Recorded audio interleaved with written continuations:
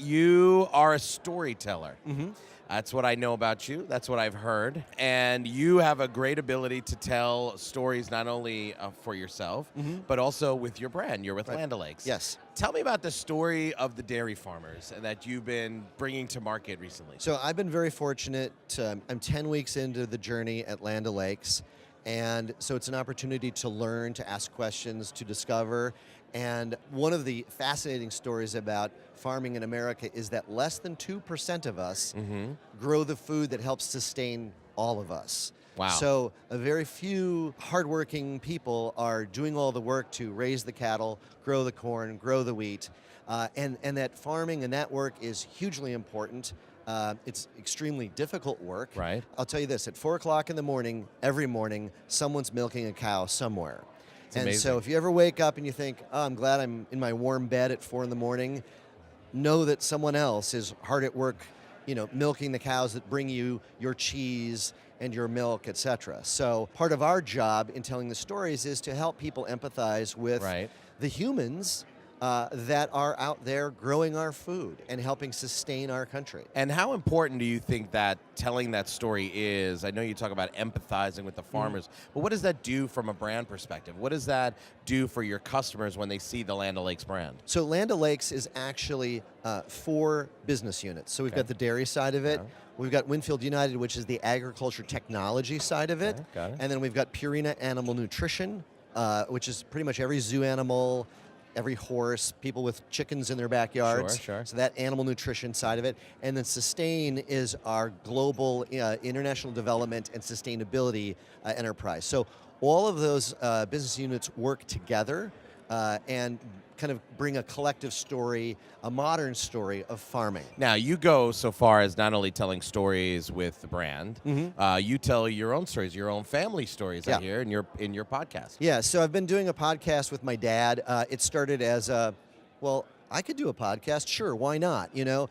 Technology is enabling, so let's try. I'm a big believer in there's a new technology that's out there, whether it was Twitter in 2006 or podcasting more recently, to say, well, why not? Right. Why not give it a shot? And personally, I kind of want to know, how does the technology work? Where are the pitfalls, and how might I be able to exploit it so that I'm in a better position on the work side, on the business side of it, to go, oh, hey, we just got pitched an idea from one of our great agencies about podcasting.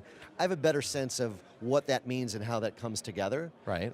So the podcast I do with my dad is called Renaissance Man. My dad, Philip, is an opera conductor, church organist, and he just knows a lot about music, specifically classical music and choral music. And so it's just great to pick his brain and kind of hear his stories. He's done crazy things all over the world with choirs, from Africa to Sweden to all over America. China, there's some great choirs in China. And so it's just fun to get him talking about that and kind of create a story. Did he ever tell you a story you didn't know during the podcast where you explored something where you went, wow, okay, that's great? Oh, yeah, all the time. I mean, just learning, I know he's been in China, I know he's been in Africa, but to kind of get the flavor of what's actually happening in Ethiopia or what's actually happening in a small village in China in terms of how they're bringing choral music to their society, that's always remarkable. That's amazing. I love the idea you said about learning about new technologies. Right. And, you see we both have our sleeves rolled up Yes. here, and you have a much better shirt than I do. That's an incredible shirt. But the idea of rolling up your sleeves and getting hands-on in the technology, you have your own personal chatbot I hear about. Right. How important is it to do that, to actually get your hands in there and explore the technology directly? I've always been kind of curious. I think that curiosity is sort of a muscle.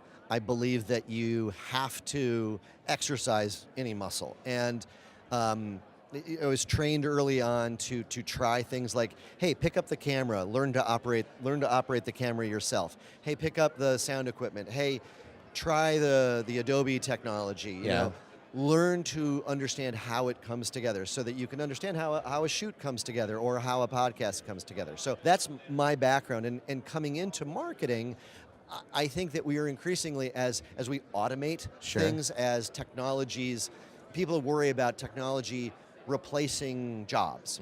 And that will happen.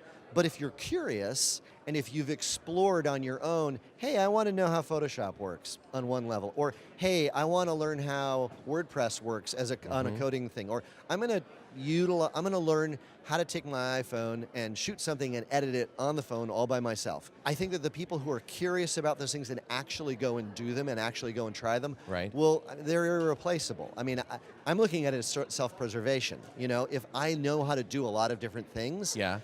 then I have a lot of value to my employer and to people in my community. So I think that there's a selfish reason to want to learn how to do all of these things. But I also think that when we look at companies Right. like Land O'Lakes or Okay. any of the brands that are here today, the more we as marketers have personal experience utilizing technology, the better we're going to be, the better able we will be. We'll be in a better position Okay. to Got it. inform and collaborate with our partners to make more meaningful and more effective work. Got it. I think that's a spirit that as marketers we need to Right. embrace on a day-to-day basis. Right. Is there something that you're looking forward towards and saying, that is something I need to try? I have not explored that yet. I need to get my hands on it. The whole live streaming, I mean, you know, it started a long time ago, right? With Justin TV, et cetera. Yeah. I've never really got comfortable with that. It's something I feel like I've had friends who dove, you know, whole hog Right. into live streaming and then got into VR and things. That side of it, I need to get more personally involved in.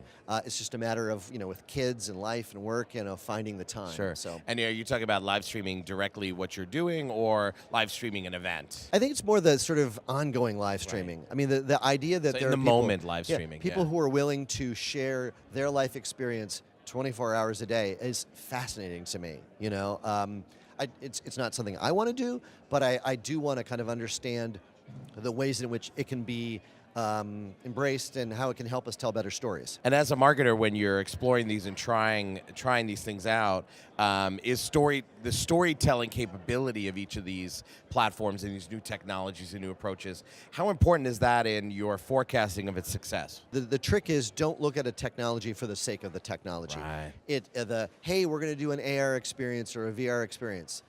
Why? Because it's an AR experience. If you're embracing a technology for the technology-ness of it, Yeah. you know, that could be, maybe it's educational. Sure. But I think that the better question to ask, of course, is why. We have a business problem or a business opportunity. We've got a tension in culture that we feel we can exploit. That's the point to ask, which technology best suits the situation?